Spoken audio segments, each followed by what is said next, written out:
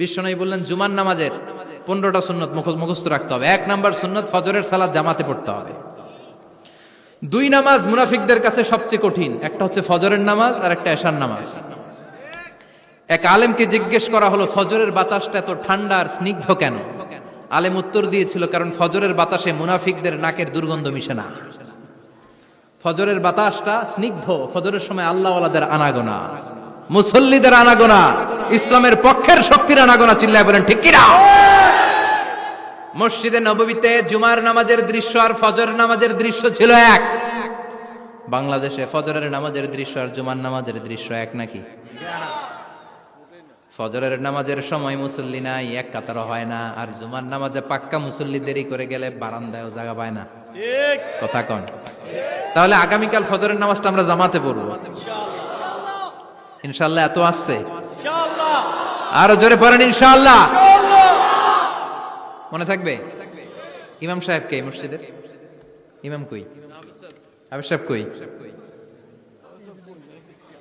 কালকে দেখবেন যে কি অবস্থা হয় ফজরের সময়। জুমার নামাজের মতো ভিড় হবে, আসা যাবে না। কথা কয় না? 2 নাম্বার সুন্নাহ হচ্ছে আসওয়াক, মেসওয়াক করা। মাতফারাতুন লিল ফাম মারদাতুন লির রাব। মেসওয়াক করলে দাঁত পরিষ্কার থাকে, আল্লাহ খুশি হয়ে যায়। বিশ্বনবী বলেছেন, যদি আমার উম্মতের জন্য কষ্ট না হতো প্রত্যেক নামাজের আগে মেসওয়াক করা আমি ফরজ করে দিতাম। মেসওয়াক ছিল বিশ্বনবীর জীবনের শেষ আমল। এই মেসওয়াক করে বিশ্বনবী শেষ নিঃশ্বাস ত্যাগ করেছেন। আপনার নবী, আমার নবী, ওনার জীবনের সর্বশেষ আমল ছিল কি? সুবহানাল্লাহ কইবেন না? বিশ্বনবী জাইতুনের ডাল দিয়ে মেসওয়াক করতেন। বিশ্বনবী বলতেন, নি'মা সিওয়াকিয়া জাইতুন ফাইন্নাহু সিওয়াকি ওয়া সিওয়াকুল আম্বিয়া মিন ক্বাবলি। জাইতুনের ডালের মেসওয়াক কতই না ভালো, কারণ এটা দিয়ে আমিও মেসওয়াক করি, আমার আগে সব নবীরাই জাইতুনের ডাল দিয়ে মেসওয়াক করেছে। সুবহানাল্লাহ।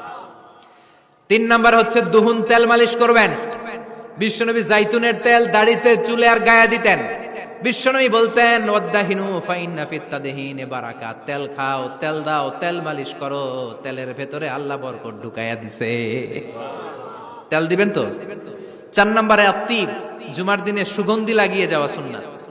লাগাবেন? লাগাতে রাজি আছেন?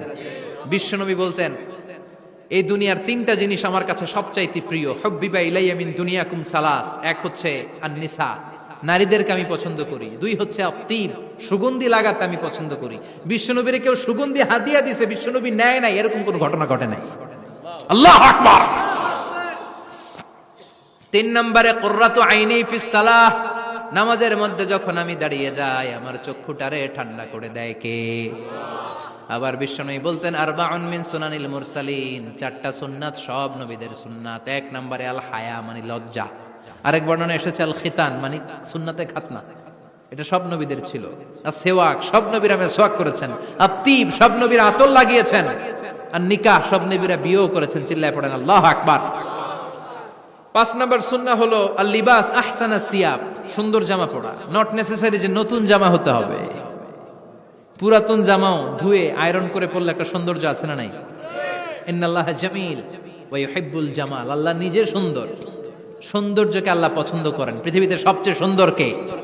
পৃথিবী সুন্দর, মানুষ সুন্দর, আসমান সুন্দর, জমিন সুন্দর, সুন্দরে সুন্দরে পাল্লা। জানি না কত সুন্দর তুমি আল্লাহ, জানি না কত সুন্দর তুমি আল্লাহ। সুবহানাল্লাহ পড়েন। ইন্নাল্লাহা ইউহিব্বু আইয়ারা আসারা নি'মাতিহি আলা আবদিহি। আল্লাহ তার বান্দার উপর তার নেয়ামতের ছিটে ফোঁটা দেখতে চান। আপনি যদি ধনী হন, দামি জামা পরবেন, সুন্দর জামা পরবেন। অনেকে আছে অনেক ধনী, কিপটুসের মতো সিরা জামা পরে, আছে না নাই? আপনি ধনী মানুষ, আপনি সিরা জামা পরছেন কেন? আপনার যে সম্পদ আছে এটার বহিঃপ্রকাশ আল্লাহ দেখতে পছন্দ করে। আপনাকে যে আল্লাহ কি নাজ নেয়ামত দিয়েছে, অহংকার ছাড়া স্বাভাবিক বহিঃপ্রকাশটা আল্লাহ দেখতে পছন্দ করে। কোন সুবহানাল্লাহ। এরপরে 6 নাম্বার হলো ইকসারুস সালাহ আলান নবী, বিশ্বনবীর উপর বেশি বেশি দুরূদ পড়া। বিশ্বনবী বলতেন, জুমার দিন শ্রেষ্ঠ দিন, এই দিন আমার উপরে বেশি বেশি দুরূদ পড়ো। ফাইন্না সালাতাকুম মা'রুদাতুন আলাইয়া, কেননা তোমরা যে আমার উপরে দুরূদ পড়ো, কিয়ামতের আমি মরে যাওয়ার পরে এই দুরূদগুলো কে পাঠিয়েছে তার নাম, তার বাবার নাম সহ ফেরেশতারা আমার কবরে দিয়ে আসে। সাহাবারা বললেন, ইয়া রাসূলুল্লাহ কাইফা সালাতুনা মা'রুদাতুন আলাইক, আপনি মরে যাওয়ার পরে আমাদের দুরুদ কেমন করে আপনি দেখবেন? ওয়াকাদ আরিমতা, আপনি তো পচে গলে মাটির সাথে মিশে যাবেন। বিশ্বনবী বলেন, ইন্নাল্লাহা হাররামা আলাল আরদি আন তাকুলা আজসাদাল আম্বিয়া, নবীদের লাশকে খেয়ে ফেলা, নবীদের লাশকে পচিয়ে ফেলা জমিনের সব মাটির জন্য আল্লাহ হারাম করে দিয়েছে। নবীদের লাশ পচে না, নবীদের লাশ গলে না। যারাই বিশ্বনবীর উপর দুরূদ পড়বেন, আপনার নাম সহ, আপনার বাবার নাম সহ, মালাইকাতু সাইয়াহিন, একদল ফেরেশতা আছে শুধু রাউন্ড দেয় গোটা ওয়ার্ল্ডে। কারা বিশ্বনবীর উপর দুরূদ পড়েছে, এই দুরূদ নিয়ে, এই নাম নিয়ে বিশ্বনবীর কবরে তারা পৌঁছে দেয়। চিল্লায় পড়েন আল্লাহু আকবার। এরপরে বিশ্বনবী বলতেন, জুমার দিনে সূরাতুল কাহাফ পড়বা। কাহাফ পড়া সুন্নাহ। সূরাতুল কাহাফ পড়তে রাজি আছেন? আগামীকাল রাজি আছেন তো? 18 নম্বর সূরা, কোরআনের একেবারে মাঝখানের সূরা। আলহামদুলিল্লাহিল্লাযী আনজালা আলা আবদিহিল কিতাবা ওয়া লাম ইয়াজআল লাহু ইওয়াজা, এই আয়াত দিয়ে শুরু হয়েছে। রাব্বিহি ফালিয়ামাল আমালান সালিহা ওয়া লা ইউশরিক বিইবাদাতি রাব্বিহি। আর মাঝখানে আছে ওয়ালিয়াতালাত্তাফ। হাফেজ সাহেবরা উত্তর দাও, মাঝখানে আছে কি? কথা কন। ওয়ালিয়াতালাত্তাফ একটা শব্দ আছে সূরা কাহাফের মাঝখানে। কোরআনের সব জায়গায় এক ফন্টে আয়াতগুলো লেখা, কিন্তু ওয়ালিয়াতালাত্তাফ মোটা করে লেখা আছে না? ডবল ফন্টে লেখা, মোটা, কারণ এটা কোরআনের একেবারে মাঝখানে অবস্থিত এই শব্দটা ওয়ালিয়াতালাত্তাফ। এর আগে যত শব্দ, এর পরে তত শব্দ। এর আগে যত কোরআনের অক্ষর, এর পরে তত অক্ষর। সুবহানাল্লাহ বাড়িতে গিয়া বিশ্বনবী বললেন, সূরাতুল কাহাফ যে তেলাওয়াত করবে ইয়াকুনু লাহু নূর, এই সূরাতুল কাহাফ কিয়ামতের দিন তার সামনে বিশাল একটা আলো হয়ে আসবে। এই আলো দিয়ে পুলসিরাত পার হয়ে ওই বান্দা জান্নাতের ভেতরে ঢুকে যাবে। আবার বিশ্বনবী বলেন, যারা সূরাতুল কাহাফের প্রথম 10 আয়াত তেলাওয়াত করবে জুমার দিন, শেষের 10 আয়াত যারা জুমার দিন তেলাওয়াত করবে, দাজ্জালের ফিতনা থেকে তাদেরকে মুক্ত রাখবে কে? সুবহানাল্লাহ পড়বেন না?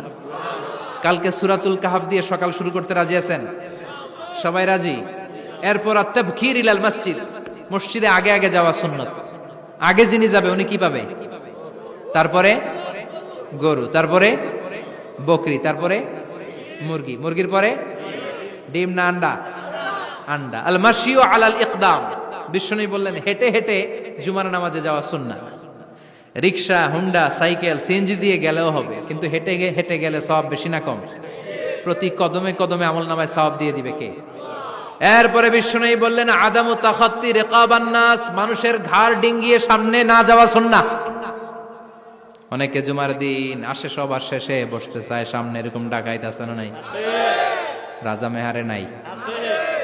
বিশ্বনবী জুমার খুতবা দিচ্ছেন, হঠাৎ এক সাহাবী সব সাহাবীর ঘাড় ডিঙ্গিয়ে ডিঙ্গিয়ে সামনে আসতেছে বুলেটের মতো।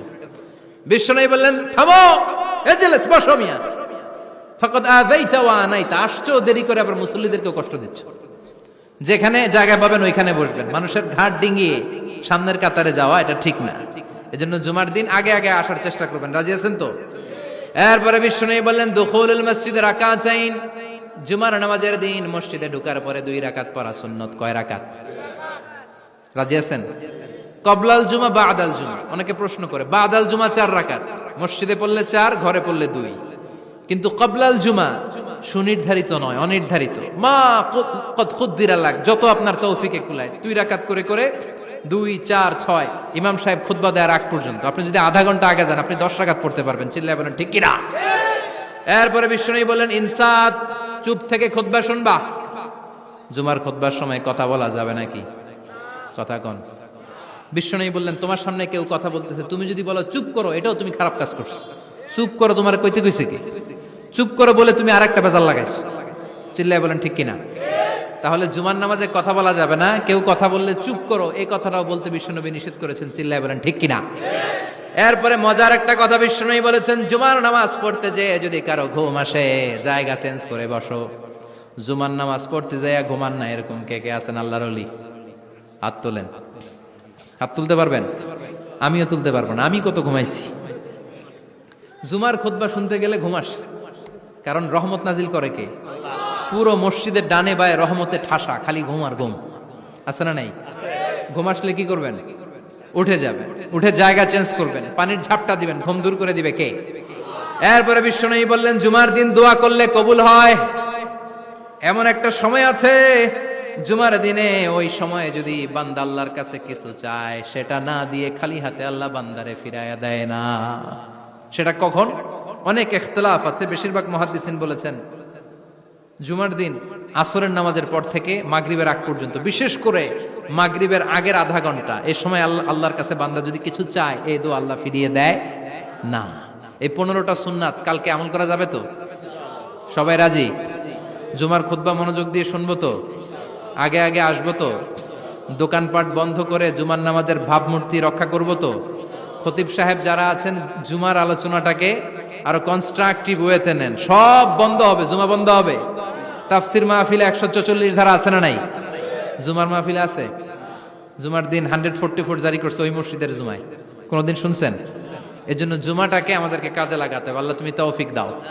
আর জোরে পড়েন আমিন। সুবহানাকাল্লাহুম্মা বিহামদিকা আশহাদু আল্লা ইলাহা ইল্লা আনতা আস্তাগফিরুকা ওয়া আতুবু ইলাইক।